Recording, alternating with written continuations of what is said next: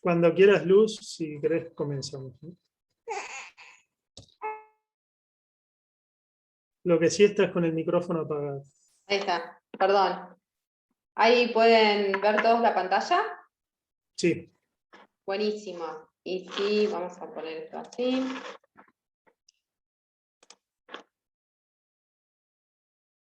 Vamos a cambiarlo al modo presentación. ¿Ahí lo ven mejor todos? Sí. Bien.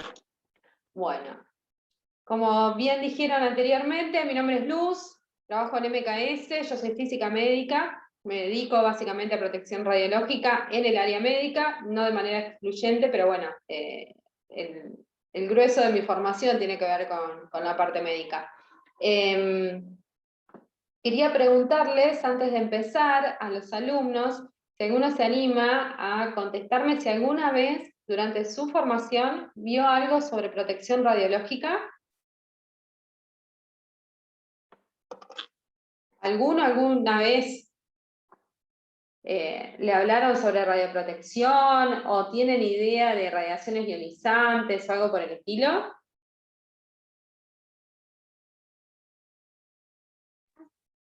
¿Alguien Bueno. se anima a contestar, chicos? Buenas. Buenas. Buenas, ¿qué tal? Muy de lo básico, la verdad, o sea, lo general, nada muy profundizado. Solo las Bueno. medidas de radioprotección, así, y nada más.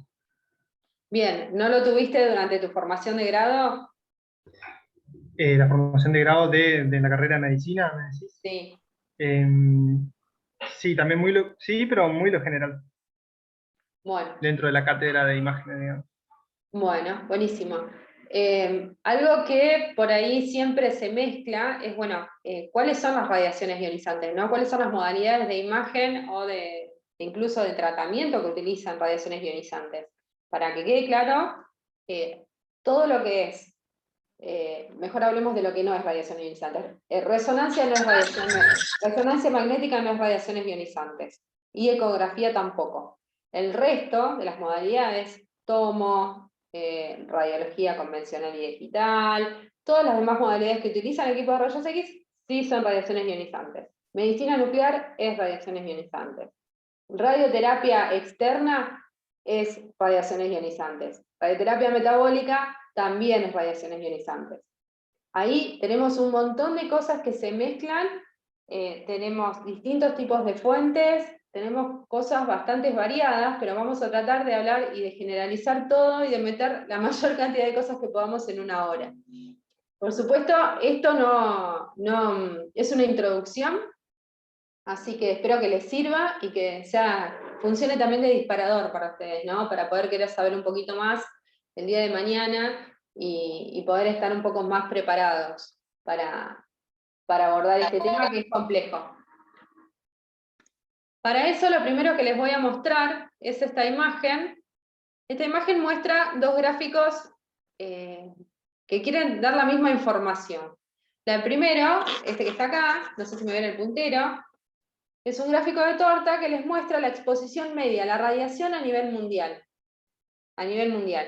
Nos dice que una persona en el mundo, en promedio, recibe de fuentes naturales, que es todo esto lo celeste y lo rojo, recibe de exposición médica y de otras fuentes artificiales que no son médicas, este porcentaje chiquitito de acá. Por el solo hecho de estar parados sobre la Tierra, nosotros nos irradiamos y recibimos radiación todo el tiempo, de manera natural. De manera artificial, la principal fuente de exposición que tenemos son las exposiciones médicas, que fíjense el porcentaje, es aproximadamente un 20% de todo lo que recibe una persona a nivel mundial, ¿no? Si nos miramos este numerito de acá, son 3 milisieverts. No me interesa tanto que entendamos en esta etapa qué es un milisievert, pero sí el 3. Ese 3 es importante. Es importante porque 2,4 milisieverts de esos 3 se deben a fuentes naturales. El resto, esos 0,6 que ven ahí, ese 0,6 se debe a exposiciones médicas. Y eso es en promedio a nivel mundial. Pero, por ejemplo, este que ven acá, es un gráfico de lo que pasa en Estados Unidos. En Estados Unidos una persona allí recibe de manera anual en promedio 6 milisieverts, 6,11 para ser exactos. Pero fíjense el porcentaje de la torta. Un 50% de esos 6 milisieverts se deben a exposiciones médicas. Y esa es la tendencia. Es un porcentaje, sí. Esto es por año, ¿verdad? Esto es por año, por año. A mí me interesa que ustedes vean y se queden con este porcentaje en verde. ¿Por qué les digo eso? Porque la tendencia es que ese porcentaje año tras año crezca. Viene creciendo y se viene haciendo cada vez más importante. Más importante. En Estados Unidos una persona entonces recibe la mitad de la radiación de la exposición anual, se debe solamente a la parte médica, y la otra mitad se debe a la exposición por el solo hecho de estar en la Tierra, es decir, mayoritariamente a fuentes naturales. Contrariamente a lo que uno intuitivamente puede pensar de las radiaciones, porque hay algo, una connotación muy pero muy negativa en la sociedad con respecto a la radiación, con respecto a la energía nuclear y todo eso, toda esa carga negativa que hay atrás, uno podría creer que una persona que vive más cerca de una planta nuclear se irradia más, y no es así. Una persona hoy por hoy se está irradiando más con fines médicos que por cualquier otra cosa. ¿Estamos? Entonces, me interesa que se queden, vamos a quedarnos nosotros, entraríamos dentro de este promedio, vamos a quedarnos con esos 3 milisieverts, y ese 20% de la exposición médica que estamos recibiendo de todos ese 0,6 milisieverts. Fíjense lo que pasa en otros países parecidos a Estados Unidos en cuanto a nivel de atención médica, ¿no? Está bien que cada país, yo les pongo acá Estados Unidos, bueno, el Reino Unido y Alemania. Son países que nosotros denominamos del primer mundo, donde también se da por sentado que el nivel de atención es importante. Los 3 países tienen gestión en salud totalmente diferente, no lo mismo en Estados Unidos, el sistema de gestión de la salud, ¿no? Que en el Reino Unido, que en Alemania, eso tiene una influencia también, que bueno, merece una discusión posterior a esto. Pero les quiero mostrar cómo varían también esos porcentajes, con países que más o menos podemos comparar, ¿no? Muy groseramente. Fíjense en Reino Unido. El porcentaje de la torta en azul es la exposición médica, y en Alemania. Con lo cual, fíjense que son porcentajes importantes, pero también tienen que ver con cómo uno gestiona todo este tipo de cosas. En Alemania es sumamente significativo, muy parecido a lo que está pasando en Estados Unidos, muy parecido. Por lo tanto, cada vez que hablemos de esto, es importante tener una mirada local, o una mirada particular de la cosa, ¿no? Nosotros en Argentina siempre terminamos hablando y comparándonos o metiéndonos dentro del promedio mundial, sería más que positivo tener un gráfico de torta propio, ¿no? Para ver qué porcentaje estamos hablando. Sí sabemos, acá en este país, que cada vez son más las instituciones de sanatorios que incorporan equipos de imágenes, que incorporan tecnología. Ya prácticamente en todas las provincias de este país hay equipos híbridos de medicina nuclear, tenemos SPECT-CT, tenemos PET-CT, estamos cada vez incorporando cosas que nos dicen, que nos dan muchísima información, pero que también manejan niveles altos de radiación. Con lo cual, esto no quiere decir que no haya que usarlos, sino que hay que usarlos de una manera razonable, justificada, con ciencia, no es un dato menor. Y esto que les pongo acá tampoco es un dato menor.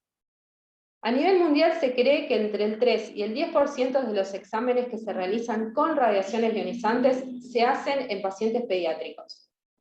Y nosotros vamos a ver a lo largo de esta clase, y algo que ustedes también ya deben intuir, de que los pacientes pediátricos tienen más riesgo a los efectos que pueden dar las radiaciones ionizantes. Estos gráficos que les muestro acá, se los mostré también el año pasado, a la cohorte anterior, pero la tendencia sigue siendo la misma, y estamos a la espera de datos nuevos. Fíjense, esto lo publica ANSCEAR. ANSCEAR es el Comité de Naciones Unidas que se dedica al estudio de los efectos de las radiaciones ionizantes en las personas, ¿no? Los efectos biológicos. Miren lo que publicó hace ya varios años. Estamos a la espera de datos nuevos con respecto a esto, Pero miren, el número anual de exámenes radiológicos diagnósticos que no incluyen medicina nuclear, el número de exámenes en millones, fíjense cómo viene creciendo. Hasta el 2008, el salto que pegó con respecto al 2000, de 1910 a 3.143 millones de exámenes más. Hoy la curva esta debería estar muchísimo más alta. Fíjense la frecuencia anual de exámenes radiológicos, es decir, el número de exámenes por cada 1000 personas. La frecuencia pasó de 3,30 en el 2000 a en el 2008 4,48. ¿Esto qué me dice? Me dice que es más la cantidad de exámenes que se le realizan a las personas por año. Acá abajo vemos la dosis por habitante en milisieverts para los distintos niveles de atención que clasifica ANSCARE a la atención médica, ¿no? De nivel 1, nivel 2, nivel 3. Estos niveles de atención tienen que ver con el número de médicos disponibles por cada 1000 habitantes, ¿no? Nivel 1, hablaríamos de mayor niveles a menor nivel. Fíjense también la tendencia en los de nivel 1, casi a 2 milisieverts, donde el promedio anual es de 0,62 milisieverts. Estamos ante un crecimiento que no parece que estuviera disminuyendo, ¿no? Es un crecimiento, es una tendencia a que cada vez estamos irradiando más. Estamos solicitando más cantidad de estudios. Esto publicó la Unión Europea en su reporte, en su reporte número 180 de la Comisión Europea, y esto lo que me da es la dosis efectiva por habitante más la contribución relativa de cada modalidad. Es decir, en este eje tenemos la dosis efectiva por habitante en milisieverts, y después en colores tenemos clasificadas las modalidades, y tiene radiografía común, fluoroscopía, tomografía, y en violeta, intervencionismo. No vamos a analizar por país, ¿no? No vamos a analizar cada caso en particular, pero sí quiero que vean el porcentaje que tiene la tomografía. Está prácticamente todo en verde. ¿Eso qué significa? Que la contribución de la tomografía computada a la dosis efectiva por persona es muy, pero muy importante. Ya sabemos todos que tomografía es una modalidad que históricamente se le ha clasificado como de alta dosis, pero es alta dosis en comparación a las otras, pero sabemos que implica una dosis más grande de radiación. Es la principal contribución médica incluso. La que viene creciendo bastante en los últimos años es la de intervención, la que le estamos dedicando a intervencionismo, sobre todo a cardiología intervencionista. Esa viene creciendo y viene creciendo mucho, y tiene algún sentido también, es más la cantidad de estos procedimientos que se están realizando, pero bueno, más allá de eso, quedémonos con ese verde, ¿no? Con ese verde, con la tomografía computada, y pensemos también que más o menos un 10% de todo eso verde que vemos ahí, se lo estamos haciendo a pacientes pediátricos. Acá lo que les quiero mostrar es ese gráfico propuesto en una torta, ¿no? Fíjense la contribución de la tomografía computada. Estamos hablando de un 55% de la dosis en pacientes por estudios solamente por tomografía computada. No es menor ese dato, no es menor para nada. Aquí lo que les muestro es un equivalente, es una forma que tenemos de poder transmitir y poder tener a mano una comparación rápida entre las dosis, ¿no? Generalmente lo que hacemos, para que entendamos todos un poquito más rápido, es decir, bueno, pensemos la dosis de radiación de un examen radiológico y comparémosla con el equivalente en radiografías de tórax o con el equivalente en tiempo de exposición al fondo natural. Ustedes se acuerdan que yo les había dicho que la exposición al fondo natural era de 2,4 milisieverts. ¿Se acuerdan? 2,4 milisieverts. Y fíjense la comparación. Una radiografía de tórax equivale, obviamente, a una radiografía de tórax, pero a 3 días de exposición al fondo natural. La dosis efectiva típica es de 0,02 milisieverts. Buenísimo. Fíjense lo que pasa con la tomografía. En un adulto, una TC craneal, tomé craneal por tomar cualquiera, equivale a 100 radiografías de tórax y a 10 meses de exposición al fondo natural. Es un montón cuando lo vemos así. Y fíjense lo que pasa con un recién nacido. Es equivalente, un ATC craneal en un recién nacido es equivalente a 200 radiografías de tórax y a 2,5 años de exposición. Esto también es un poco antiintuitivo, si es que existe esa palabra, la acabo de inventar. Es poco, uno creería que porque el paciente es más chiquito y el volumen a irradiar es menor, la dosis debería ser menor. Pero no es así. La forma en que funciona la radiación y la forma en la que la cuantificamos nos muestra de que no es así. Por eso cuando hablamos de los pacientes pediátricos, no solamente hablamos de su mayor riesgo por su mayor radiosensibilidad, sino por la forma en que la dosis efectivamente se deposita en un paciente de menor tamaño. Esto no es algo para que tengamos que pasarlo por alto. La tomo es una modalidad que involucra más dosis que las otras y hay que usarla de manera muy pero muy responsable a la hora de solicitar el estudio, ¿no? Yo les dije también al principio de que no nos molestemos mucho en ese momento de tratar de ver la diferencia entre miligray, entre Siever, milisiever. Miren, la mayoría de las veces vamos a estar hablando de estas unidades que están acá arriba. Es con lo primero que se van a cruzar ustedes. E incluso en los equipos que vayan a utilizar, muchos displays, muchas pantallas, nos muestran un montón de índices, que algunos vienen en miligrays, otros vienen en milisiever, otros vienen en miligray por centímetro cuadrado, otros en miligray por segundo. Sea como fuere, les quiero mostrar esto, que es de dónde sale todo eso. Si pensamos desde el vamos en una fuente de radiación que está emitiendo radiación, ya sea rayos X, rayos gamma, partículas, porque hay distintos tipos de radiación, sea como fuere, está emitiendo y está depositando, está interactuando con un tejido biológico y en esa interacción deposita energía.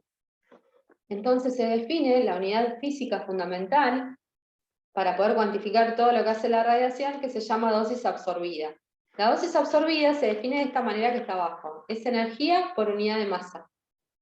Energía por unidad de masa. Y el nombre que tiene esa unidad, esta energía por unidad de masa, se llama Gray. Gray. Nosotros por lo general vamos a hablar en miligrays. Es la milésima parte de un Gray. Cuando esta dosis absorbida nosotros la multiplicamos por un factor de ponderación WR que da cuenta del tipo de radiación, porque no es lo mismo hablar de rayos de radiación X, de radiación gamma, no es lo mismo hablar de partículas alfa, no es lo mismo hablar de protones, todo eso tiene un efecto distinto a la hora de depositar su energía en los tejidos, y a ese efecto distinto lo caracterizamos con este factor de ponderación WR. Cuando multiplicamos a la dosis absorbida por WR, aparece la dosis equivalente en órganos y tejidos. Y de nuevo, WR, este factor de ponderación, es adimensional, no tiene unidades. Pero para poder distinguir la dosis absorbida, le vamos a asignar la unidad de Siever. Se pronuncia así, Siever. Y la sigla es SB, como está acá arriba. Milisiever es la milésima parte de un Siever. Y microsiever es la millonésima parte de un Siever. Cuando queremos tener en cuenta la radiosensibilidad de cada órgano, de cada tejido, multiplicamos a la dosis equivalente por un factor de ponderación, WT, que tiene en cuenta esa distinta radiosensibilidad. No es lo mismo una mama, no es lo mismo el corazón, no es lo mismo el cerebro, todos contribuyen, todos tienen una respuesta a una radiosensibilidad distinta, y a eso lo tenemos en cuenta con este factor de ponderación. Entonces, de este modo, multiplicando lo que era dosis equivalente por este factor de ponderación, tenemos la dosis efectiva. Eso va a ser con lo que generalmente van a estar más familiarizados. Esa dosis efectiva también tiene la misma unidad, porque WT es adimensional, y vamos a estar hablando de Siever.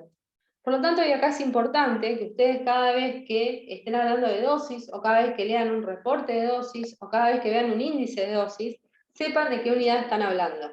Porque como pueden ver, comparten unidades. Es decir, si ustedes leen un número, por ejemplo, 10 microsievert, sería interesante de que podamos distinguir si estamos hablando de dosis equivalente o dosis efectiva, porque una tiene en consideración la radiosensibilidad de los tejidos y la otra no. Lo mismo que el miligrade. La mayoría de los equipos habla de miligrade, la mayoría. Pero algunos van a encontrar que le está dando números en sievert o en microsievert, depende de cómo esté calibrado. Pero esto es importante que lo tengamos en cuenta. Fíjense que yo los que le venía hablando anteriormente, venía hablando en milisievert, venía hablando en dosis efectiva. Esos números que yo les di tenían en cuenta tipos de radiación y tenían en cuenta la radiosensibilidad de los tejidos. ¿Qué es lo que nos está pasando a nosotros ahora, en este momento? Tenemos una batería de nuevas tecnologías, cosas nuevas que en los servicios, en los sanatorios, en las instituciones se van incorporando, y muchas veces, y también la tecnología avanza rápido, y muchas veces todo eso avanza más rápido que el tiempo que nos lleva a nosotros acomodarnos, ¿no? Y poder explotarlo de la mejor manera.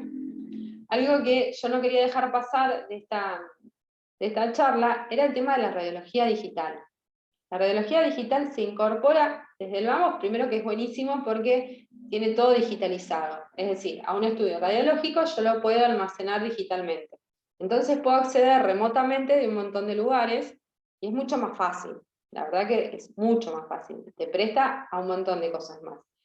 Ya no tenemos que revelar la placa, ¿no? Radiográfica, no la tenemos que revelar más. Es genial, está buenísimo, las imágenes son hermosas. Y se vendió en algún momento como una modalidad de baja dosis, como que te permitía ahorrar dosis con respecto a la radiología convencional. Y eso estrictamente puede ser una posibilidad si lo estamos usando bien. ¿Por qué les digo esto? Porque en radiología digital una sobreexposición ya no es tan obvia. En radiología convencional, cuando una placa estaba mal sacada, la podés ver enseguida, e incluso, si está mal sacada, tenés que repetir el estudio. Ejemplo, si sobreexpongo y está muy oscura, o al revés, ¿no? Te das cuenta enseguida. En un estudio digital, una sobreexposición no es tan obvia porque lo que me permite a mí este tipo de equipos es procesar la imagen. Una vez que la obtengo, la puedo realzar determinadas zonas, la puedo recortar, puedo toquetearla, puedo procesarla, alterando el brillo, el contraste, lo que fuere, y puedo salvar la imagen. Eso está bueno que se pueda hacer. Lo que no está bueno es que siempre lo tengamos que hacer. Es decir, que siempre sobreexpongamos y salvemos la imagen con el postprocesado. Eso pasa mucho, por eso es una modalidad que, si bien alivia muchísimo y mejora el flujo de trabajo, implica que uno pueda incluso atender más gente en algunos casos, pero necesita de mucho entrenamiento. La implementación de este tipo de tecnologías implica cambios importantes también en el flujo de trabajo e implica que tengamos que tener más atención en lo que son, mejor dicho, los parámetros técnicos. Esto es importante. Fíjense que acá les muestro una comparación interesante para que la tengamos en cuenta. ¿Por qué les hablo de los parámetros técnicos? ¿Por qué les hablo de esto de sobreexponer o no? Generalmente, la mayor dosis al paciente significa una mejor calidad de la imagen. Generalmente, y casi siempre diría yo, hay un compromiso entre la calidad de la imagen y la dosis que le impartimos al paciente. Mientras más dosis, mientras más aumentemos los parámetros técnicos, o determinados parámetros técnicos, vamos a obtener imágenes más lindas. Pero el objetivo siempre tiene que ser encontrar una imagen diagnóstica. No me interesa que sea linda la imagen, me interesa que tenga la información que necesito. Y ahí ustedes juegan un papel importante, porque si bien no van a ser las personas que van a estar haciendo el estudio, sí van a ser las personas que van a determinar si la imagen les da la información o no. Y sucede mucho de que hay muchos profesionales de que piden repetir la imagen porque no les gusta, o porque la hicieron en tal lugar, o porque fulano de tal tiene un equipo mejor, hacela ya, hay más cortes, hay más información. Ustedes siempre tienen que tener en cuenta de que necesitan información diagnóstica, ni más ni menos. Es la información justa. Para poder hacer eso necesitamos que el personal que realiza el estudio esté entrenado y capacitado, y necesitamos que los profesionales que solicitan los estudios también lo estén. Que sepan de que una placa más o una placa menos no es lo mismo. Con la radiación nada es gratis, como vamos a ver ahora. Por lo tanto, tenemos una batería de cosas para abordar. Sabemos que los aumentos de las imágenes médicas, sobre todo en la tomografía, llevan a un aumento significativo de la dosis para los pacientes. Eso es una realidad. Que aumente la dosis en paciente implica que aumente la dosis en el personal. Eso también lo vamos a ver. Pero de acá nos tenemos que llevar que mientras más dosis, mientras más cosas hagamos al paciente, también implica una mayor dosis para la gente que trabaja. También tenemos que llevarnos de que los adultos no son iguales a los pediátricos. No son iguales. Ya ustedes lo saben porque son médicos, bueno, yo se los agrego desde el punto de vista de la radiación, no son iguales. Los chicos tienen un riesgo sumamente incrementado. Los equipos cambian, las tecnologías avanzan, es cierto, nosotros corremos atrás, tenemos equipos a veces que no llegamos a explotarlos al 100% porque no nos da el tiempo, la realidad es esa. Equipos modernos no necesariamente implican menos dosis, no implican necesariamente eso, hay que saber usarlos para eso. Necesitamos tener herramientas para protegernos, necesitamos saber cómo protegernos, para eso necesitamos capacitación. La capacitación tiene que ser continua y con alguna periodicidad, hay que tenerla en cuenta dentro de lo que es la formación de ustedes, hay que incorporarla, y obviamente tenemos que salir de esta charla sabiendo de que esto tiene un carácter multidisciplinario, porque no podemos abarcar todo. A ver, hay un montón de profesionales y de personal que está capacitado en distintas áreas dentro de un servicio de diagnóstico incluso. Nosotros cada vez que abordemos un tipo de problemática, necesitemos saber la dosis en una paciente embarazada, por ejemplo, hay que hacerle un procedimiento a tal o cual paciente, queremos tener una idea de la dosis que va a llevar, porque tal vez es un procedimiento largo, etcétera, etcétera, no podemos hacerlo solos. Necesitamos gente que sepa sobre el tema. Necesitamos médicos radioterapeutas, o necesitamos especialistas en radiomedicina, necesitamos ingenieros, o necesitamos físicos médicos, necesitamos de gente que sepa del tema, pero visto con distintos enfoques. Eso sí lo vamos a necesitar. A nosotros nos pasa mucho a los físicos médicos de hacer colaborar en las estimaciones, por lo general en pacientes embarazadas. En pacientes saben que tienen algún tipo de patología y hay que hacerle algún tipo de intervención, y estamos calculando dosis en embarazadas. ¿Qué dosis va a llevar el feto? ¿Qué dosis va a tener la mamá? Si es viable hacerlo ahora, cuáles son los riesgos. Y para eso una sola persona no alcanza. Necesitamos tener distintos enfoques. ¿Por qué tanta preocupación? Y sí, porque la radiación puede provocar efectos biológicos, lo sabemos, ya lo sabemos eso. Yo acá les muestro dos imágenes que con esto quiero mostrarles dos puntos de vista distintos. Por un lado tenemos un paciente, acá un pediátrico, esto yo no sé si lo conocían, yo lo mostré el año pasado, este año lo quería mostrar de vuelta.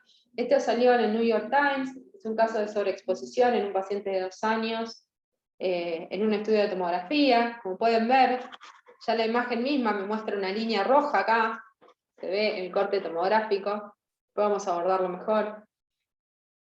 Puede provocar efectos en pacientes y puede provocar efectos en trabajadores, como esto que ven acá. El cristalino es una estructura súper radiosensible, la tienen que cuidar un montón, es uno de los principales efectos que tiene la gente que trabaja, por ejemplo, en quirófano.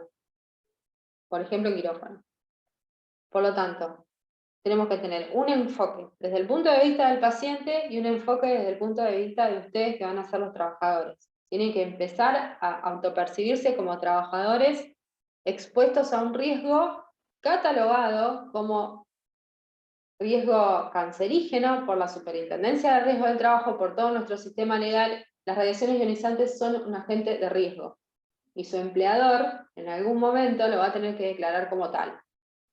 y que lo declaren como tal implica que ustedes tengan que tener dosimetría personal obligatoria, capacitaciones y exámenes que tengan los elementos de protección personal y exámenes médicos cada 6 meses de mínima.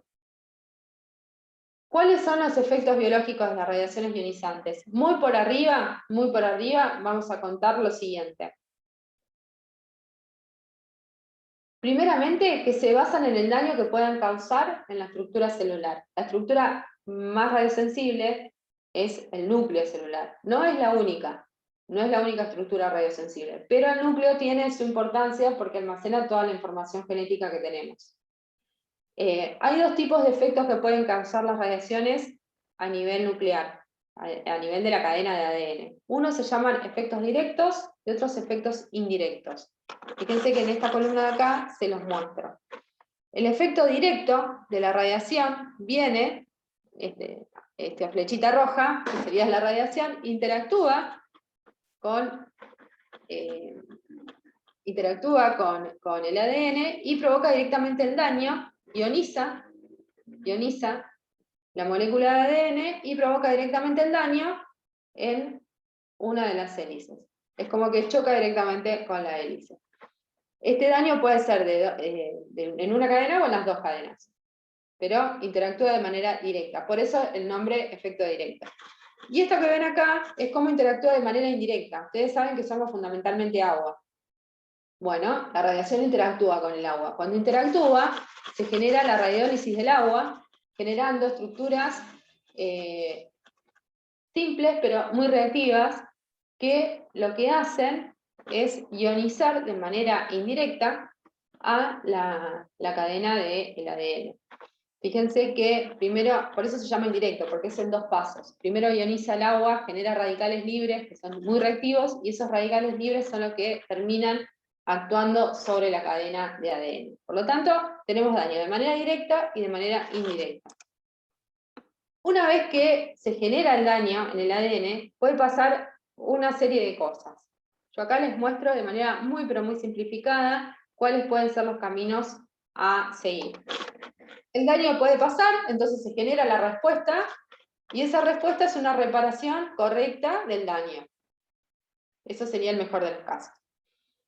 En otra, se genera la respuesta, pero no existe reparación. Cuando no existe reparación del daño, el efecto es letal, la célula muere, y cuando la célula muere, dependiendo del número de células afectadas, podemos tener la patología tisular, dependiendo del número. Acá, directamente en este camino, toda la estructura irradiada muere. Otra de las cosas que puede pasar es que se active la reparación, pero esa reparación sea deficiente. Cuando esto sucede, fíjense que tenemos 3 caminos de manera muy simplificada. Cuando la reparación es deficiente, puede suceder que la muerte celular, puede suceder apoptosis. Cuando es deficiente, puede directamente tener un efecto letal. Y cuando la reparación es deficiente, puede repararse, pero esa reparación me genera un cambio, me genera una mutación de carácter no letal. A esa mutación el organismo la puede eliminar o no la puede eliminar. Si no la elimina, dependiendo de dónde se genere la mutación, si en una célula somática o germinal, tenemos 2 tipos de efectos distintos.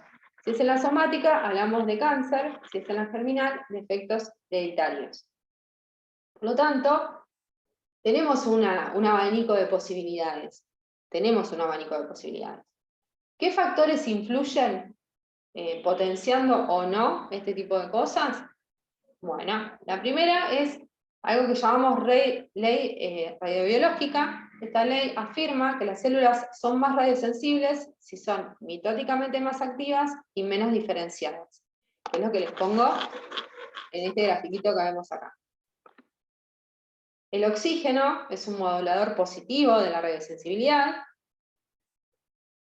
y si la radiación se entrega en exposiciones separadas, es decir, si yo fracciono la entrega de esa radiación, la dosis total determinada para matar un número de células se incrementa, y el aumento se relaciona, como dice acá, con el intervalo entre exposiciones. ¿Qué significa esto? Que la reparación se ve favorecida por el fraccionamiento. Entonces el tiempo en el cual o la frecuencia en la cual yo voy entregando esa dosis tiene que ver también.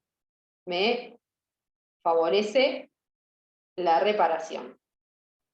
Las células también muestran distinta radiosensibilidad dependiendo de la etapa del ciclo de la división celular. La mayor radiosensibilidad la tenemos en la etapa G2 y al final de la etapa G1. Así que dependiendo también en el momento en el que esté sucediendo. Esta es la imagen que les mostré al principio. Esto que sucedió acá, fíjense que lo pueden googlear, así como está, le van a encontrar la nota en el diario. Al día de la fecha no tenemos idea de cómo siguió este caso. Lo que sí sabemos es que este paciente tenía 2 años, ingresó porque se cayó de la cama con su papá a la guardia, le indicaron una tomografía. El caso es que la tomografía duró 1 hora, duró 60 minutos. El padre estaba adentro con el paciente sosteniendo la cabeza mientras se estaba llevando a cabo el estudio y se tomaron 151 imágenes del mismo sector, del mismo corte tomográfico. ¿Ustedes saben cuánto dura una tomografía de cabeza?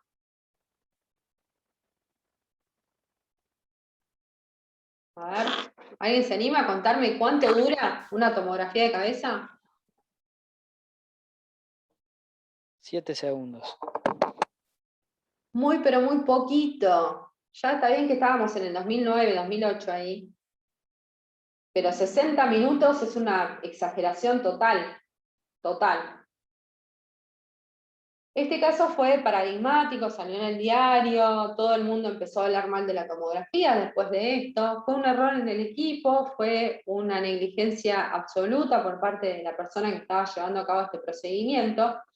Pero algo que les quiero contar es que una vez que cortan el estudio corta porque el padre se cansa las manos de sostener al hijo. El padre Pereira, él. ¿Cómo? ¿Hola? Bueno, el estudio se corta porque el padre se cansa de sostener al hijo y cuando salen no tenían el estudio. Así que fueron y le hicieron otra tomografía bien de cabeza.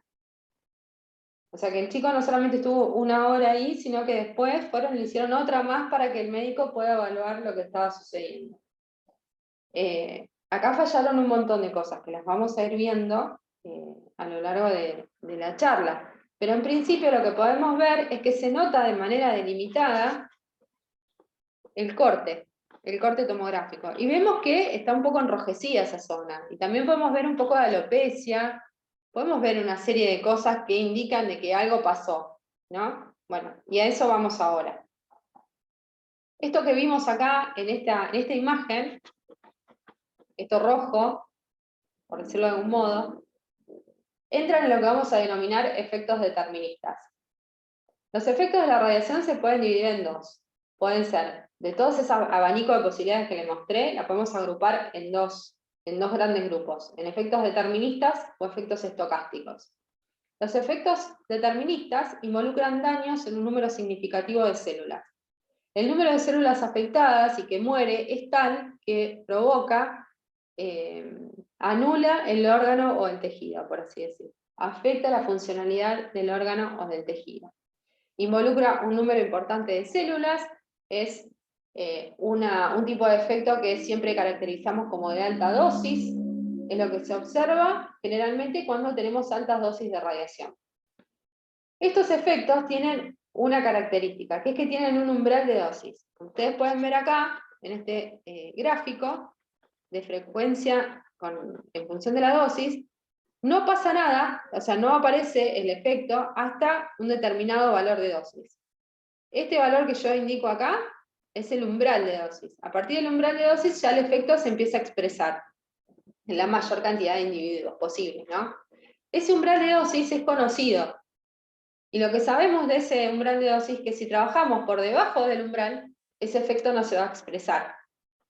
Si trabajamos por encima, ya sabemos que sí. También sabemos que este efecto, si bien tiene un umbral de dosis, también varía con la radiosensibilidad de los individuos expuestos. Y este tipo de efectos siempre los caracterizamos con milligray, con la dosis absorbida. con dosis absorbida. Los efectos deterministas, vamos a ver uno en especial, que es el de la piel, también por el caso que estamos hablando. A esto lo podemos englobar, o sea, mejor dicho, particularizar en efectos deterministas localizados. En piel se llama síndrome cutáneo radioinducido, y es un conjunto de síntomas que se observan luego de que se irradie localmente la piel. Acá lo que les muestro son rangos de dosis. Fíjense que no les pongo un número en particular, sino les pongo rangos de 0 a 2 Gray, de 2 a 5, de 5 a 10. Les pongo una variación temporal, efectos tempranos, intermedios, tardíos, es decir, los efectos que se observan de 0 a 2 en las primeras 2 semanas, 2 a 8 semanas, más de 40 semanas, y fíjense lo que tenemos. Tenemos algo muy parecido a cómo caracterizamos las quemaduras. Tenemos eritemas, tenemos depilación, etcétera, etcétera. Las quemaduras radioinducidas, por decirlo de algún modo, son observablemente iguales a las quemaduras por temperatura, por así decirlo. Tienen una serie de diferencias. A ver si las pongo ahí. Una serie de diferencias. Las quemaduras radioinducidas, el síndrome cutáneo radioinducido, va en profundidad. Las quemaduras superficiales no. Las quemaduras radioinducidas pueden llegar incluso hasta el hueso de una persona. Son en profundidad. Las por temperatura no. Puede ser que nosotros no nos demos cuenta. A ver, si vos te quemás la mano con la hornalla, sacás la mano enseguida. Bueno, con la radiación no pasa eso. Puede ser que los efectos los empieces a ver después de varias semanas, incluso después de meses. Estos efectos dependen de la dosis, del tipo de radiación y la energía, y también dependen de la superficie irradiada, del área irradiada. Sí sabemos que la capa basal de la epidermis es la más sensible de todas. Y también sabemos de que este síndrome tiene es cíclico, por así decirlo. Tenemos etapas en las cuales muy intensas y muy críticas, seguidas de etapas mucho más relajadas y tranquilas, y puede ser que vuelva después. Es un síndrome muy doloroso, y sumamente difícil de tratar. Algo que le decimos siempre a todos es que nunca hay que biopsiar este tipo de lesiones radioinducidas. Nunca, son muy, pero muy difíciles. Esto es poco intuitivo para aquellos que ven la lesión y enseguida quieren hacer la biopsia, sobre todo para los dermatólogos. Cuando son radioinducidas, está contraindicado. Está contraindicado. Sí sabemos que a ustedes les va a pasar una de dos cosas. O van a realizar un procedimiento y van a conocer la dosis, porque se las indica el equipo, porque tienen una estimación. Entonces, si ustedes andan por alguno de estos rangos, van a saber qué esperar en el desarrollo de la lesión de la persona. Por el contrario, a veces se van a encontrar con personas que pasaron por algún procedimiento que involucre radiaciones y viene con alguno de estos con alguna de estas cosas. Cuando sucede eso, ustedes, a partir de verlo, y a partir de tratarlo, van a poder inferir en qué rango de dosis estuvo. Va a ser depende de cómo sea la intervención, ¿no? Por lo general, en los procedimientos intervencionistas, sobre todo, tenemos una idea de la dosis que entregamos, por lo tanto podemos estimar cuáles podrían ser los efectos o no que esa persona puede llegar a tener, y también podemos asesorar a esa persona con respecto a esto. Esta imagen que les muestro acá está disponible en esta web. Esto sucede mucho en intervencionismo. Fíjense la lesión que tiene esta persona, una lesión que se ve, ¿ven el cuadrado que está acá? Eso es el campo de radiación. Y fíjense que está en la espalda. Fíjense cómo se ve el cuadrado perfecto. Y fíjense las características de la lesión. Cómo va en profundidad. Y cómo se va comiendo, por así decirlo. Y esta es una secuencia temporal. Esta es una lesión por radiación de un hombre de 40 años que se sometió a múltiples procedimientos de angiografía y de angioplastía. La secuencia temporal es así. En la figura A es 6 a 8 semanas después de la exposición. Primero aparece un eritema con un área central sumamente llamativa. El segundo, de 16 a 21 semanas después. Fíjense que parece distinta, o sea, es totalmente distinta. Se ve piel despigmentada, como dice acá, con un área central de necrosis, esto que ven acá. Y fíjense cómo es de 18 a 21 meses. Meses estamos hablando. Se observa necrosis profunda con bordes atróficos. Por lo tanto, fíjense la importancia de estar. A ver, en intervencionismo hay procedimientos que van a ser simples, cortos, van a haber procedimientos que se van a complicar y van a implicar más radiación, más tiempo de exposición, sea como fuere. La idea es que ustedes tengan presente de que mayor tiempo de radiación, mayor dosis, y que las dosis en piel son importantes y que necesitamos conocerlas cuando abordamos este tipo de cosas, porque ¿qué es lo que sucede muchas veces? Hay pacientes que se realizan este tipo de procedimientos y las lesiones, como pueden observar ustedes, como pueden leer acá, aparecen mucho tiempo después. Entonces, en vez de recurrir al médico que le realizó el procedimiento, recurren directamente a un dermatólogo. El dermatólogo empieza, si no está debidamente capacitado en lo que es radiomedicina, puede ser de que tenga otro tipo de diagnósticos antes y vaya descartando, hasta que finalmente alguien le pregunta, señor, ¿usted se sometió a algún procedimiento coronario? Etcétera, etcétera, y ahí la persona cuenta qué es lo que le pasó. Pasa mucho de que hay pacientes que dan vueltas hasta que finalmente nos enteramos de que esta persona tuvo un procedimiento intervencionista. Los pacientes no tienen por qué saber que se les aplicó radiación. O sea, tienen que saberlo, pero pueden ser que no entiendan cuáles son los riesgos. Y esos riesgos están mal comunicados. Eso sí es responsabilidad de nosotros comunicarles antes de realizar el procedimiento con qué se lo estamos haciendo y cuáles son los riesgos. Y después de finalizado el procedimiento, tener una idea de la dosis que estuvimos utilizando para poder asesorarlo con lo que va a ser toda la vida posterior, todos esos meses posteriores, a ver si es esperable algún tipo de cosa. Estas lesiones son muy, pero muy dolorosas. Hay otros efectos deterministas localizados, como son los de cristalino. Cristalino yo les dije que es una estructura muy radiosensible. Aquí el efecto son opacidades que empiezan como opacidades puntuales, pero que después, en la etapa más avanzada, ya podemos hablar de catarata.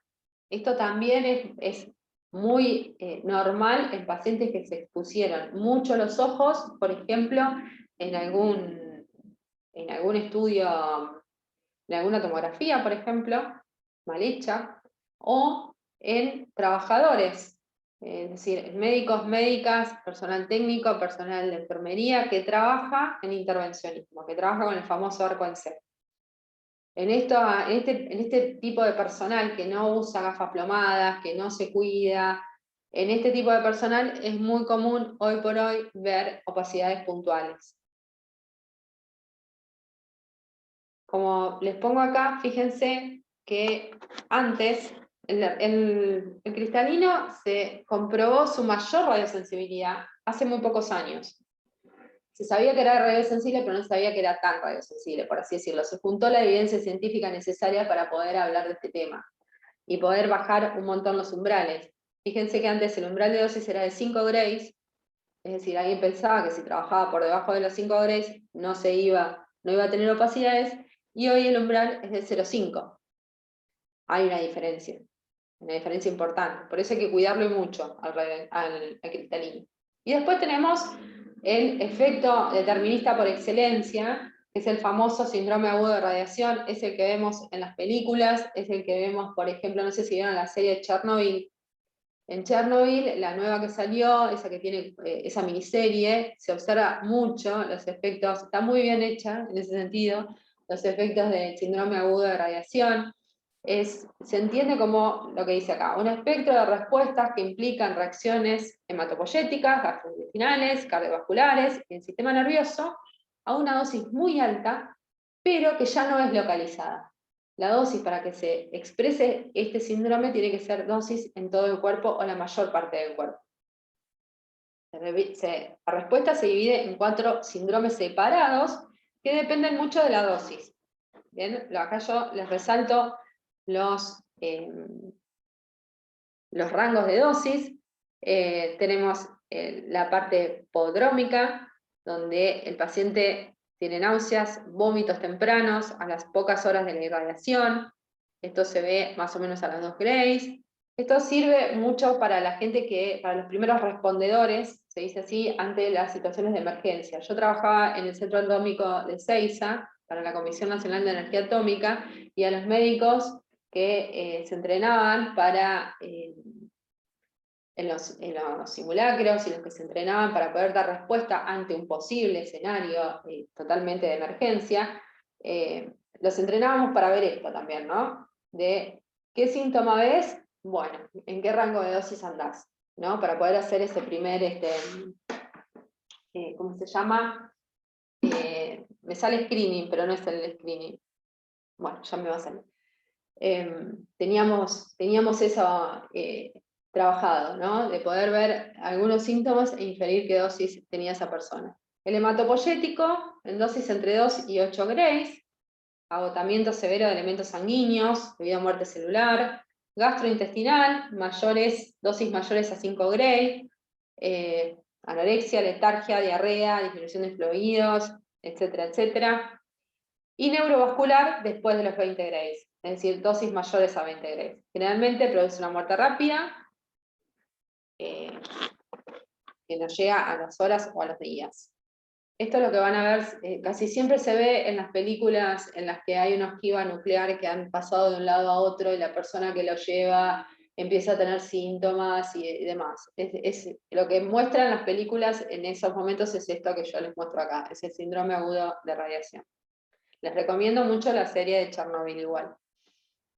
Y después tenemos los famosos efectos estocásticos. Estos son los efectos que involucran cáncer y efectos heredables. Es decir, aquellos que son productos de la mutación o el cambio en una célula somática o célula germinal debido a una reparación que terminó en una mutación.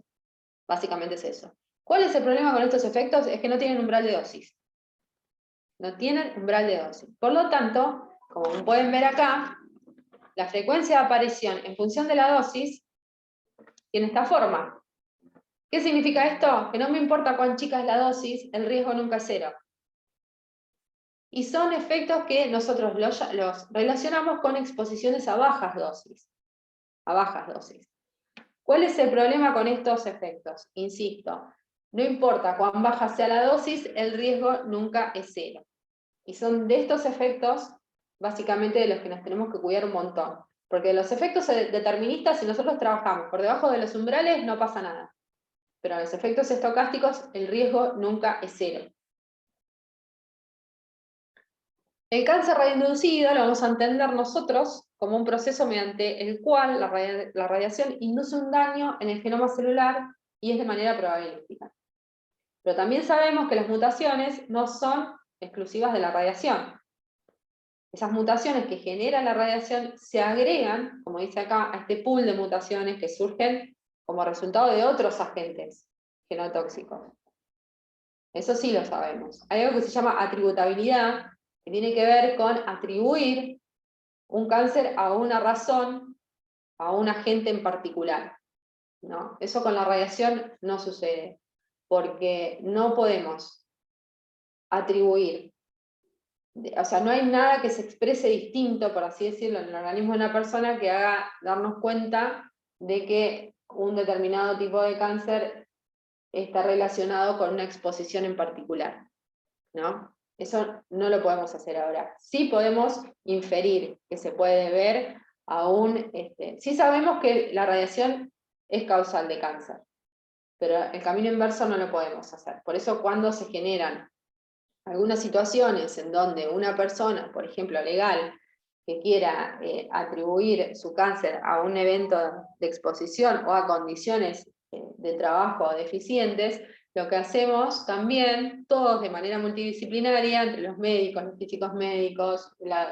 todos los que hacemos la evaluación para esto, es juntar un montón de evidencia, ¿no? Poder caracterizar de la mejor manera cuál fue la situación y ver si realmente, pero nunca lo vamos a poder saber un 100%, se debe o no a tal o cual agente. Existe siempre un tiempo mínimo entre la radiación y la aparición de un cáncer radioinducido. Y ese tiempo se llama periodo mínimo de latencia.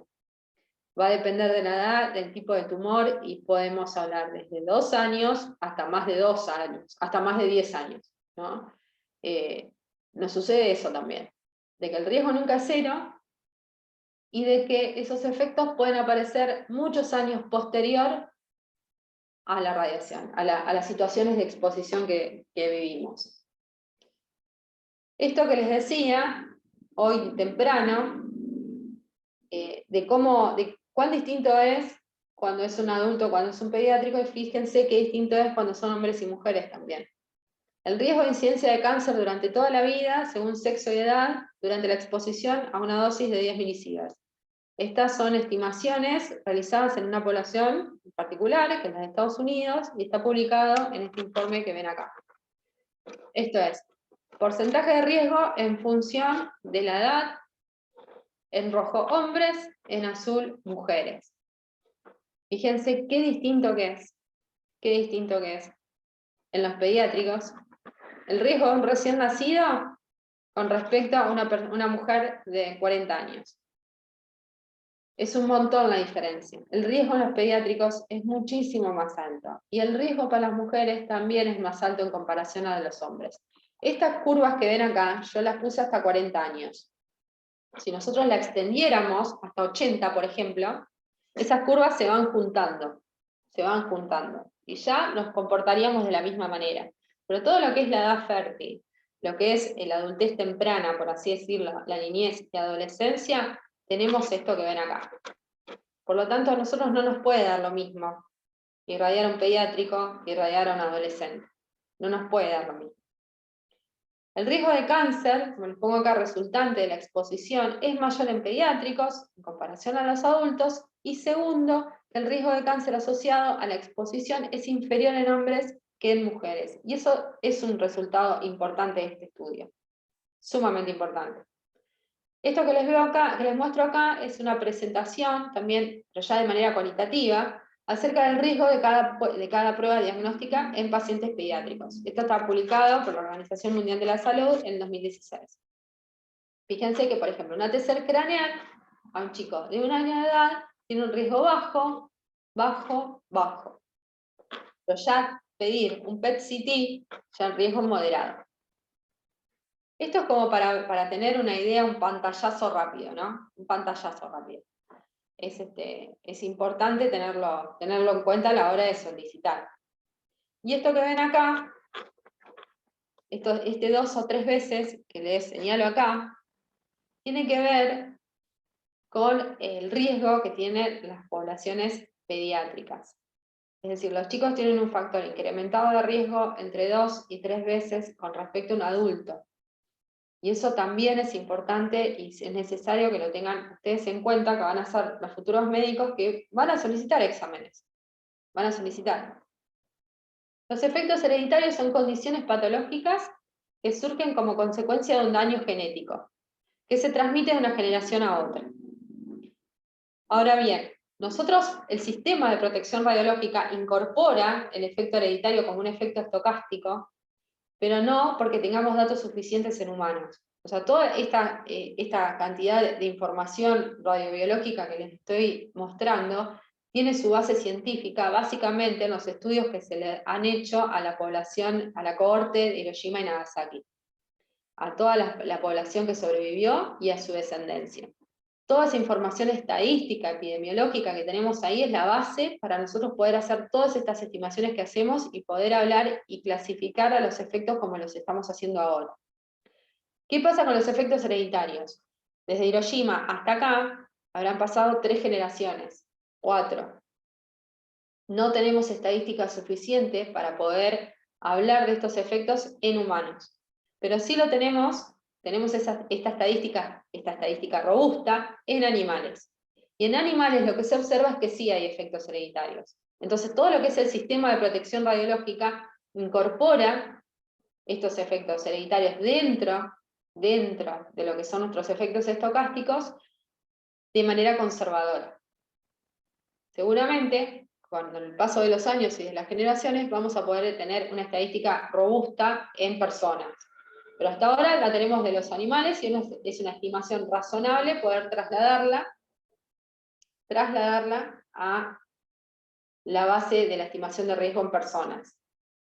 Después hay unos efectos que ya hay mucha información dando vuelta a esto, que se llaman efectos non-targeted.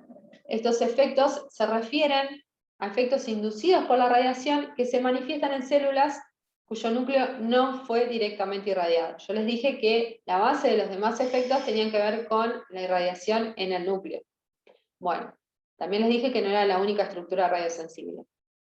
Estos efectos provocan cambios celulares, pero no ocurren en el volumen del núcleo celular.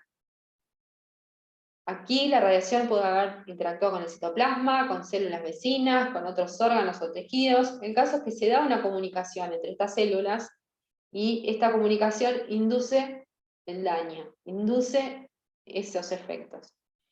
Esto lo podemos entender como inestabilidad genómica en la progenie de las células irradiadas, como le pongo acá. Se conoce también como efecto bystander o efecto de la vecindad, a través de los factores plastogénicos producidos en el plasma. Es decir, hay una batería de cosas que pasan dentro de la célula que no están directamente relacionadas con la irradiación del núcleo propiamente dicho, sino con qué es lo que pasa cuando otras estructuras y células vecinas incluso son irradiadas. Las células se comunican. Después, lo que les quería contar acerca de la irradiación y el embarazo es qué pasa con los embriones y con los fetos. La exposición, el efecto, depende fundamentalmente del momento del embarazo en el que ocurre la exposición y de la dosis. Depende del momento y depende de la dosis. Cuando el número de células en el embrión es chiquito, es decir, estamos en las primeras semanas, la irradiación, el efecto más probable que tiene es un error en la implantación o directamente la muerte no detectable. Aquí ya no hablamos de malformaciones ni nada por el estilo, decimos que el efecto es de todo o nada. Ya durante la semana de la 8 a la 25, sabemos que el sistema nervioso es muy sensible a la radiación. Acá las dosis fetales, que son mayores a 100 miligray, pueden dar como efecto una disminución en el coeficiente intelectual. Y sí sabemos que la sensibilidad más elevada se da entre la semana 8 y la 15, es decir, durante el proceso de organogénesis, que es cuando menos diferenciado está. Ahí, esa etapa es la más radiosensible de todas. Generalmente las tiramos directamente nosotros hasta 21 a 22 semanas, de manera conservadora. Durante el resto del periodo de mayor organogénesis, tenemos más o menos un umbral de dosis entre 100 y 200 miligray. Es decir, nosotros tomamos también de manera conservadora, si bien están entre 100 y 200, nos quedamos en 100 miligrays. Estas dosis de las que estamos hablando son dosis mucho más altas de las que se alcanzan en la mayoría de los procedimientos diagnósticos y de medicina nuclear. Estos 100 miligrays es mucho mayor de lo que es una tomografía, por ejemplo. Pero bueno, esto se lo quería aclarar, esto de ninguna manera quiere decir que no se haga algún tipo de estimación acerca de la dosis en el embrión o el feto cuando estemos solicitando este tipo de cosas. Sabemos que o lo tratamos de retrasar o tratamos de cambiar la modalidad, una que no tenga radiaciones, o están en juego otras cosas.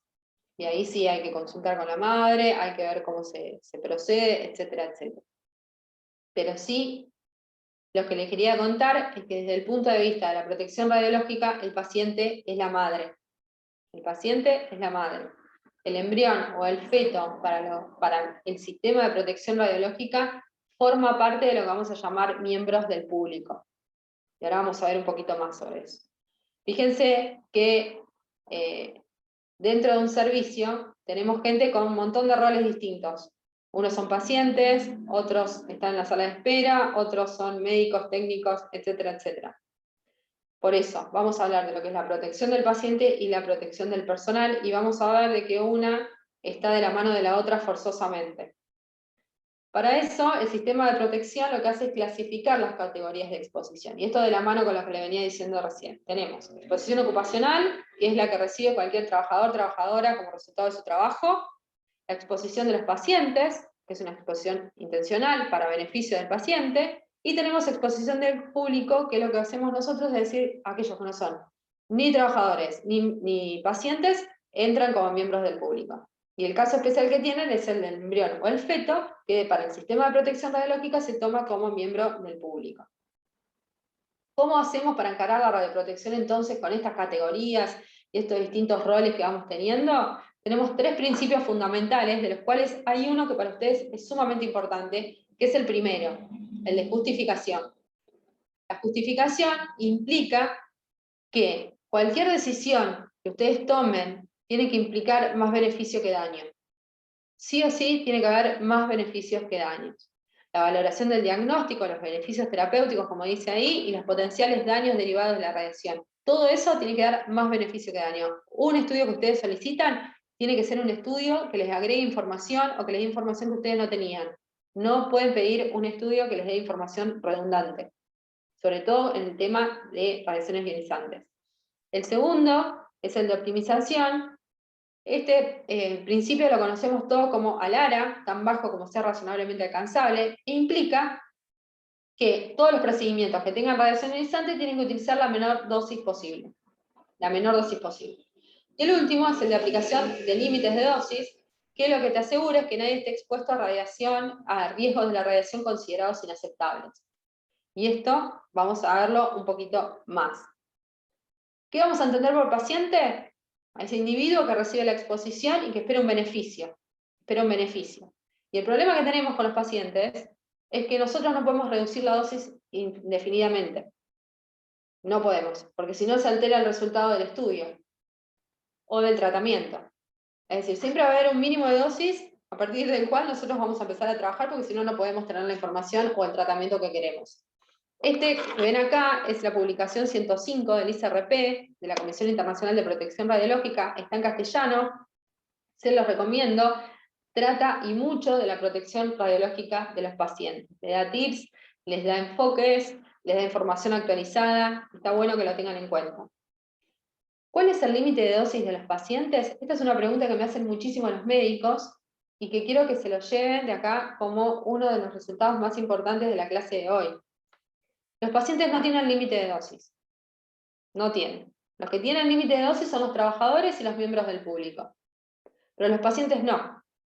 Por lo tanto, hay que cuidarlo. Hay que cuidarlo y mucho, pues ya hablamos de los riesgos. Por lo tanto, se hace mucho hincapié en la justificación de los estudios, en la optimización de la protección y de los protocolos, que trabajemos de manera eficiente y que utilicemos niveles de referencia. Es decir, algún número que me dé idea de cuánta dosis está recibiendo esa persona, para poder compararnos, ¿no? Fíjense, estos son niveles de referencia para 3 estudios que agarré al azar. TC de cabeza, abdomen, abdomen y pelvis. Y fíjense las referencias, estas son publicadas, ¿no? Por ejemplo, ustedes saben que un tomógrafo te da 2 índices de dosis. Te da el CT de IVOL o el DLP. Si no lo saben, lo van a ver pronto.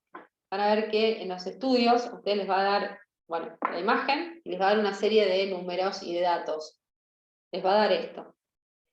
Fíjense la diferencia. Esto que ven acá son valores publicados por país o por región.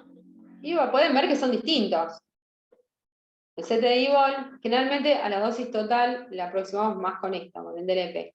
Pero fíjense que son distintos, de 1200 a 930, es una diferencia para el de cabeza. Pero miren el de abdomen, desde 560 hasta 700, es decir, tienen un número con el cual pueden compararse con otros países o con otros institutos.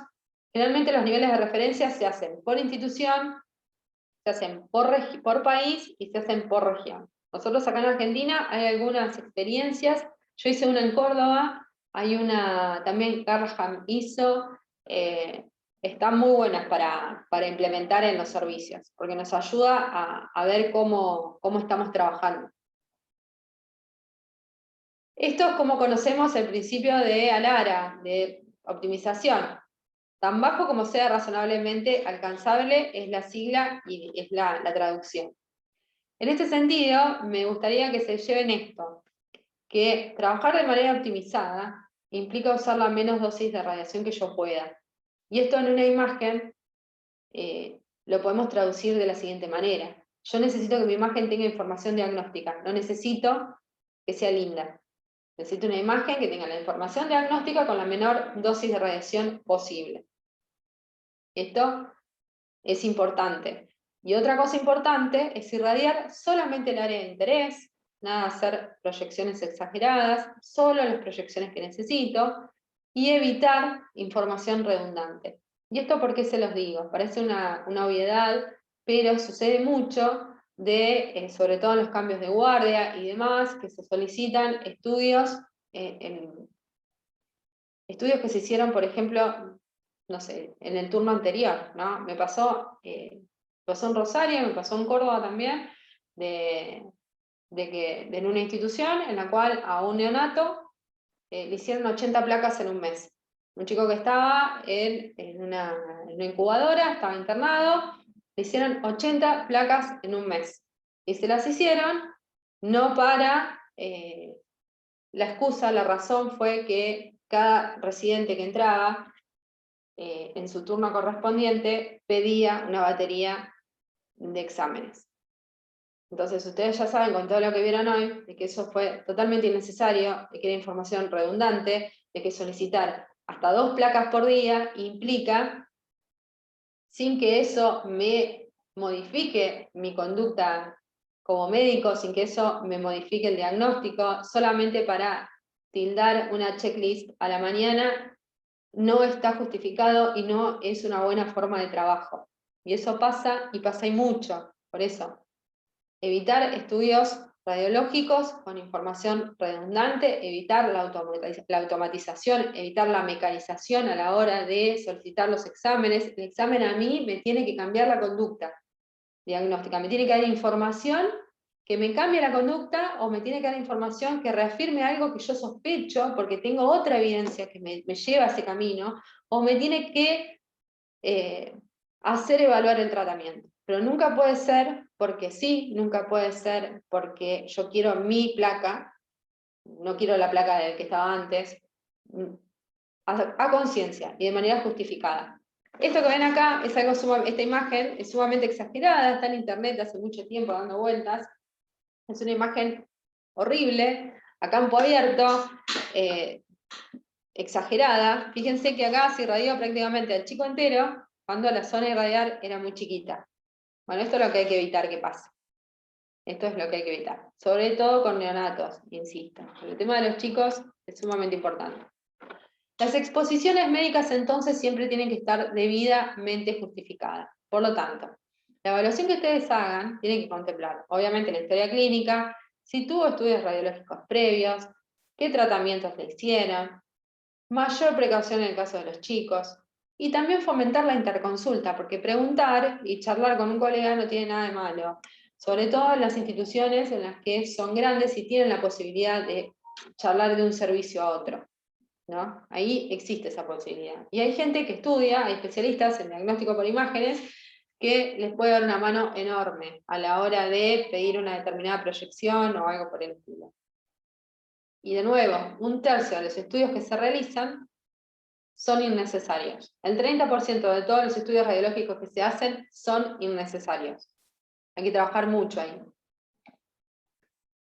Las normas básicas de seguridad radiológica, la Organización Mundial de la Salud, la Organización Panamericana de la Salud y la Organización Internacional del Trabajo recomiendan, o sea, no son personas, no es Luz Fernández la que les dice esto,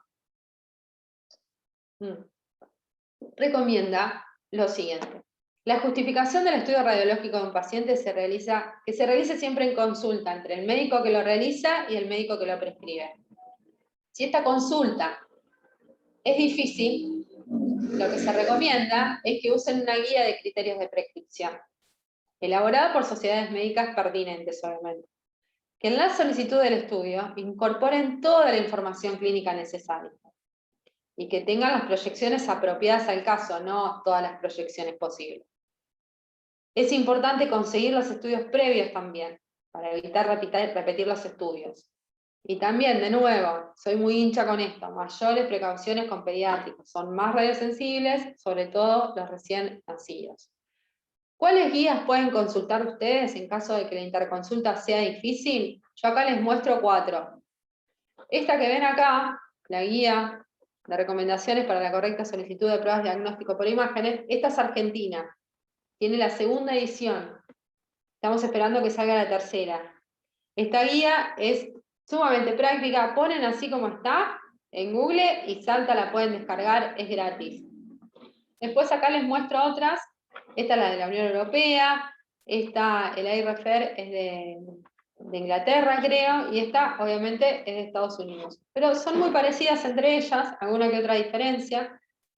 La guía argentina también está basada en esas, se las recomiendo y mucho. ¿Cuándo un estudio no está justificado? Bueno, primero, no estar al tanto de los riesgos relacionados con el uso de radiación y las dosis involucradas implica que ustedes estén solicitando algo con mucho desconocimiento. Ahí no está justificado. Que ustedes ignoren o desconozcan las guías de solicitud de exámenes radiológicos. Cuando la información clínica no sea suficiente. Por presión del paciente también les va a pasar, de que el mismo paciente va a querer una placa, una tomografía, algo que le hagan. Eso pasa mucho, sobre todo con la gente mayor, o cambian de médico hasta que encuentran el médico que les dice que sí, tomá, andá y hacete esta placa. Por medicina defensiva también, por presión para promover alguna tecnología, por falta de diálogo entre los prescriptores y los que hacen el examen, por falta de diálogo entre las guardias médicas seguidas. Eso creo que es una de las principales causas, una de las principales. Por pruebas demasiado frecuentes o innecesarias, por actuación en base a experiencia personal o anécdota, es decir, porque en este hospital lo hicimos toda la vida así, porque a mí me enseñaron cuando yo me formé hace 30 años atrás que esto es así. Bueno, cuando se toman decisiones en base a este tipo de experiencias sin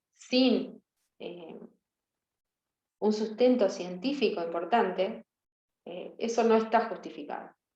Por falta de recursos, de conocimiento del equipo para realizar estudios alternativos también. Volvamos al caso disparador de esta clase. Yo le hice ya algunas preguntas de esto, pero me interesa quedarnos en esta. Este chico, ¿qué clase de efectos va a tener? ¿Qué esperamos de alguien que se irradió como se irradió acá? ¿Qué órganos fueron afectados? Esas son preguntas que nos tenemos que hacer. ¿Cuáles son órganos radiosensibles del área en la que se irradió? Cristalino, tiroides, cerebro. ¿Qué efectos voy a esperar? Ahí ya veo algunos efectos deterministas, efectos en piel. Puede que tenga efectos también en cristalino. ¿Cuál es el riesgo de efectos estocásticos? ¿Lo puedo cuantificar? El padre que estaba ¿es necesario que esté ahí adentro? ¿Es usual que los padres y las madres, o las abuelas, los tíos, acompañen a los pacientes pediátricos? ¿Fue correcta la indicación clínica de pedirle una tomografía a un nene de 2 años que no tenía ningún síntoma neurológico ni nada por el estilo porque se cayó de la cama? ¿Estaba justificado entonces el estudio? Bueno, todas esas cosas se las dejo para que los pensemos. Lo pensemos entre todos y empecemos a buscarle la vuelta a este tipo de cosas. Si no me quería ir con esto. ¿Qué pasa con los acompañantes de los estudios? Nosotros bajo ningún punto de vista tenemos que permitir que haya alguien dentro de la sala de irradiación. Si no queda otra, tenemos que pensarlo e implementarlo. Siempre se recomienda, acá les muestro también esta publicación para que ustedes tengan de base, es muy buena, protección radiológica en exposiciones médicas. Esta publicación lo que recomienda es, primero, tener protocolos que involucren métodos para evitar la necesidad de sostener al paciente, esto es, usar sedación cuando corresponda y el uso de inmovilizadores, criterios que especifiquen las personas a las que se le permite ayudar, por ejemplo, una persona embarazada no, métodos de posicionamiento y protección de la persona que va a estar adentro del recinto, es decir, le vamos a indicar dónde pararse, cuál es el mejor lugar para pararse, y le vamos a dar los elementos de protección. Y obviamente, mucha capacitación técnica para no tener que repetir un estudio. Eso es importantísimo. Protecciones para pacientes hay un montón, siempre es una discusión, si las usamos, si no las usamos. Yo, personalmente, creo de que si la van a utilizar tienen que estar muy capacitados, muy capacitados. No es solamente poner la protección encima del paciente. Ponerla mal puede implicar mayor dosis, ponerla mal puede implicar que repitan los estudios, sobre todo, por ejemplo, en las mamografías. Hay una tendencia a que las mujeres pidan protectores tiroideos cuando puede ser que influya de manera negativa en el estudio y haya que repetirlo, con lo cual también hay que tratar de entrenar también la comunicación en eso. Pero protecciones hoy por hoy hay de todo, hay plomadas y sin plomo, como les pongo acá, no siempre es adecuado y ventajoso utilizarlos. Yo prefiero, y siempre le digo a todos cuando doy las clases, de que es mejor, antes que poner un elemento de protección en pacientes, es mejor optimizar y justificar debidamente la práctica. A veces, toqueteando algunos parámetros técnicos, podemos tener la misma calidad de imagen y podemos cuidar órganos sensibles de los pacientes. Obviamente tenemos que cuidar al paciente y nos tenemos que cuidar nosotros también. ¿Por qué es esto? Porque si bien las fuentes de irradiación puede ser externo al paciente, como es el caso de rayos X, o incorporar material, un radiofármaco, material radioactivo dentro de la persona, como sea, si, por ejemplo, en medicina nuclear, incorporamos el radiofármaco a la persona está irradiando y nosotros nos podemos irradiar. Se convierte en una fuente. En el caso, por ejemplo, un estudio de rayos X, que es lo que les pongo acá abajo, tengo la fuente de irradiación, tengo el haz primario y tengo la persona. El haz primario interactúa solo con la persona, pero cuando interactúa, genera radiación dispersa en todas direcciones. Y es esta radiación dispersa de la que me tengo que cuidar. Porque el tubo irradia al paciente, pero el paciente dispersa y nos irradia a nosotros.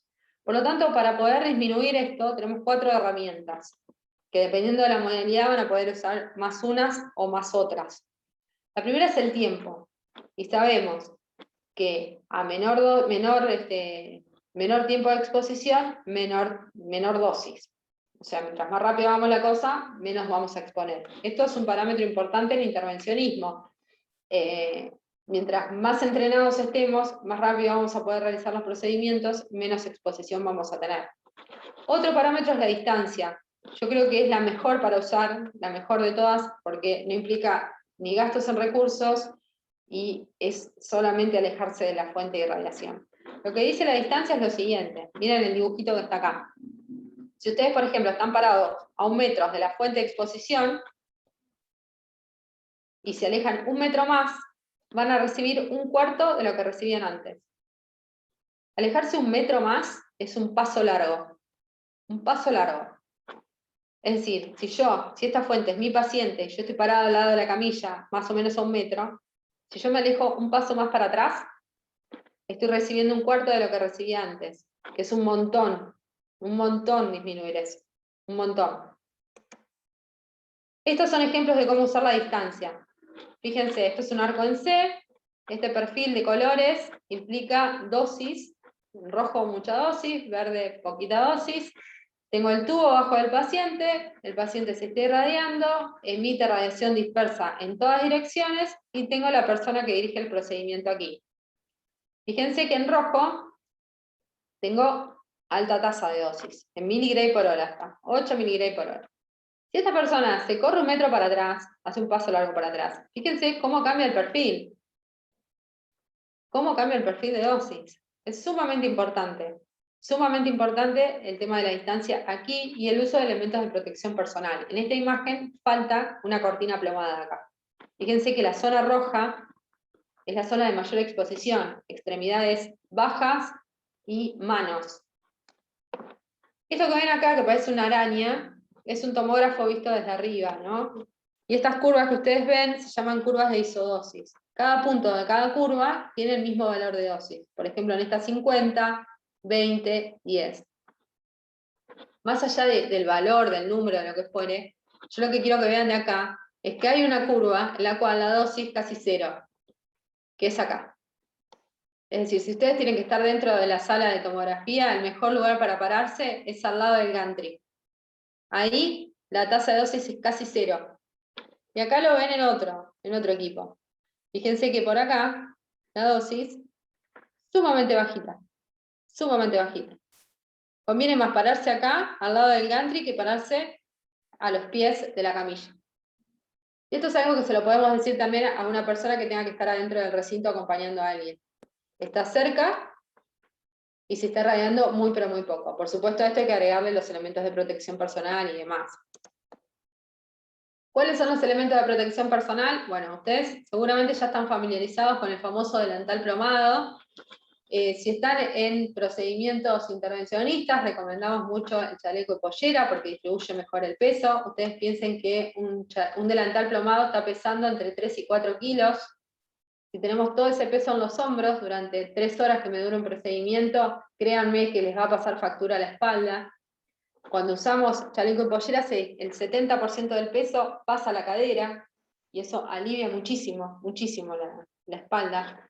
Gafas plomadas, collarines plomados para proteger tiroides, y obviamente ya a esta altura, nosotros por ejemplo en MKS, ya no, la mayoría de las cosas que vendemos ya no son con caucho plomado, usamos gomas que tienen aleaciones que tienen menos plomo, y unas directamente que no tienen plomo, y que tienen garantizada la atenuación, y eso es mucho más liviano. Estamos hablando de reducciones de casi el 25% en peso, lo cual es un montón.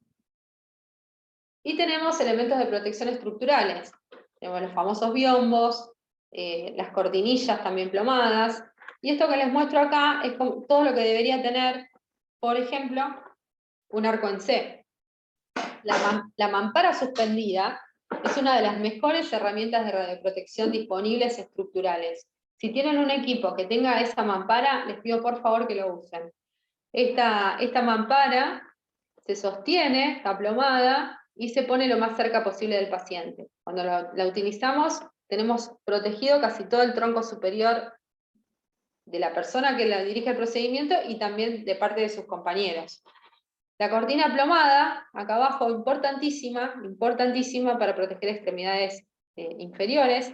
Y esta bandeja lateral, que por lo general se saca porque es incómoda para trabajar, pero yo les sugiero que la incorporen, que la hagan, forme parte de su hábito, porque les va a reducir muchísimo la exposición, sobre todo en la zona pélvica.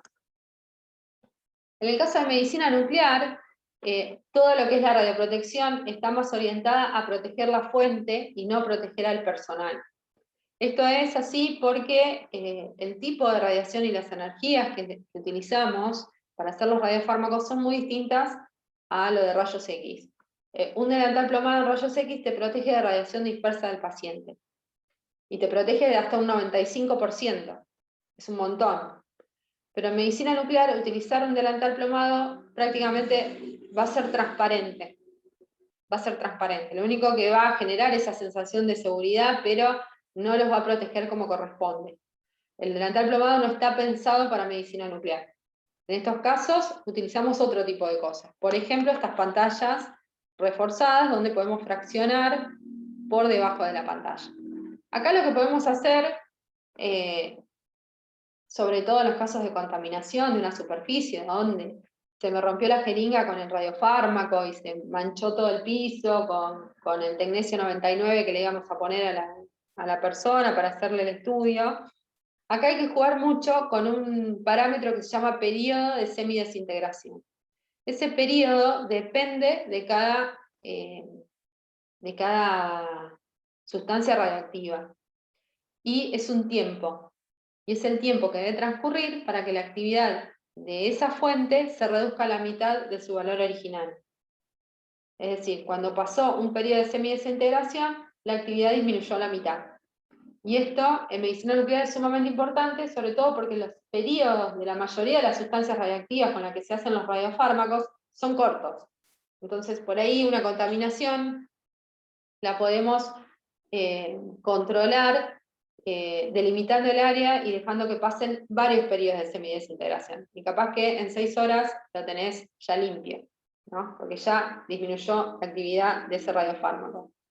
Y algo que es sumamente importante, que es la dosimetría personal, para que ustedes se monitoreen como trabajadores ocupacionalmente expuestos. Esto por ley es obligatorio e implica que todo el personal que participe en los estudios y procedimientos tenga control dosimétrico. Toda persona que por su trabajo esté expuesta a radiación ionizante necesita estar monitoreado por ley. No lo digo yo, lo dice la autoridad.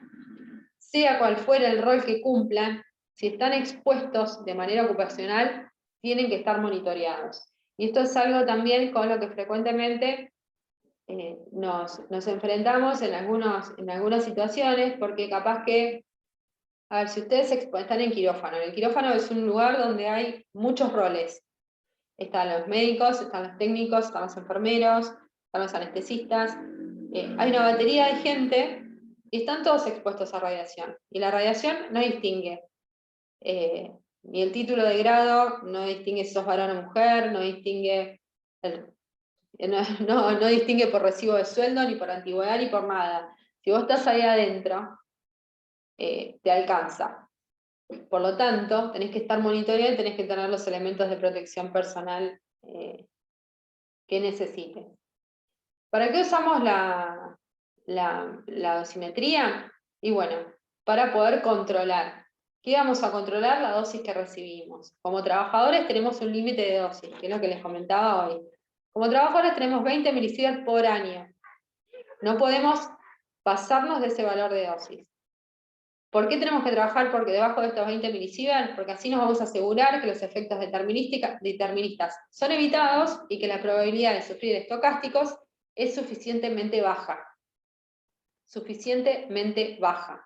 Este es el límite de dosis para cristalino. Yo les dije que el cristalino es muy radiosensible, son 20 milisievert por año también. Antes, hasta el 2011, era de 150 milisievert. Después yo les dije que la evidencia científica finalmente mostró de que era más radiosensible de lo que pensábamos y hubo que cambiar también el límite de dosis. Y esto disparó también de que en los servicios, por ejemplo en quirófano, los que usan fluoroscopía, disparó la utilización del segundo dosímetro. O sea, un dosímetro para controlar la dosis de cuerpo entero y un dosímetro para controlar la dosis en cristalino. El dosímetro, cuando usan uno solo, se tiene que usar debajo del delantal plomado, a la altura del pecho.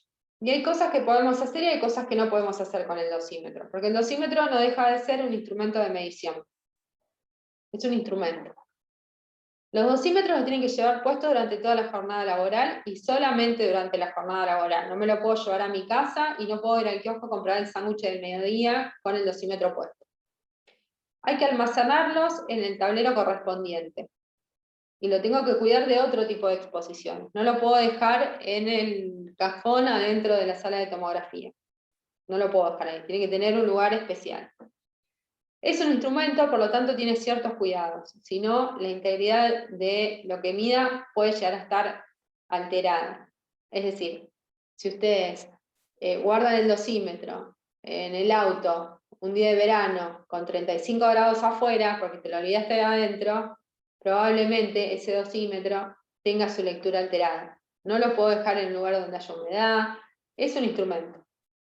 Obviamente, la responsabilidad del uso es del trabajador, la obligación del empleador es proveerte el dosímetro, pero bueno, el que lo tiene que cuidar es el empleado. No hay que exponerlo deliberadamente para fijar, sobre todo para fijarnos si anda o no anda, esas famosas exposiciones, mucha gente le saca una placa al dosímetro para ver si funciona o no funciona. Eso no se puede hacer porque se ve alterada la lectura dosimétrica, y además, y esto es importante, se ve alterada su historia dosimétrica. El día de mañana, si ustedes necesitan recurrir por alguna cuestión legal o lo que fuere a su historial dosimétrico, ese historial dosimétrico tiene que, se tiene que condecir con su historia dosimétrica. Es así. Los dosímetros no deben utilizarse durante exposiciones no ocupacionales, como por ejemplo tomarte una radiografía al mismo usuario. No lo pueden compartir, es individual. Los que tienen más de un dosímetro no pueden intercambiarlo. Tienen que usar el dosímetro de cristalino para cristalino, el dosímetro de cuerpo entero para cuerpo entero. Si ustedes, por ejemplo, en medicina nuclear tienen dosímetros de extremidades, también el dosímetro de dedo de pulsera va en el dedo o va en la pulsera. Y para finalizar, chicos, les quería mostrar esto, que siempre lo muestro, que es que con respecto a la protección radiológica, siempre nos pasa lo mismo. Cuando va todo bien, nadie se acuerda de que existe la radiación. Cuando algo anda mal, siempre hay alguien que dice que no existe nada de protección radiológica o que faltan elementos de protección personal y ahí empieza la catarata de cosas y de requerimientos. Cuando hay que invertir, siempre hay alguien que dice que no hace falta. Pero cuando realmente no están las cosas y pasan cosas, todos nos ponemos de acuerdo y decimos que es necesario tenerlo. Así que yo les sugiero que podamos incorporar a toda nuestra práctica lo que es la protección radiológica, incorporar una visión comprometida también con esto y seguir capacitándose. Lo que yo les di hoy es muy cortito, es un resumen sumamente comprimido de todo, pero bueno, espero que les haya servido. Me súper extendí con la hora. No, pero estuvo muy bien la charla, muy clara. La verdad que nos ha simplificado muchísimo los conceptos, que en este tema que, bueno, no es fuerte para los médicos, no es la parte más fuerte esta, pero nos ha simplificado mucho, Luz. Así que muchísimas gracias. Ha sido muy No, claro. gracias a ustedes. Yo después, si quieren, les paso la clase y desde ya, Sí, cualquier cómo duda o no. consulta que tengan, me pueden mandar un mail tranquilamente. Bueno, Luz, muchísimas gracias, muy amable. Nos Bien, quedamos nosotros con los chicos para ver el tema de pasaje de la evaluación. bueno, nos vemos. Bueno, muchas Gracias, gracias, Lu. Luz. Muy amable, muy amable.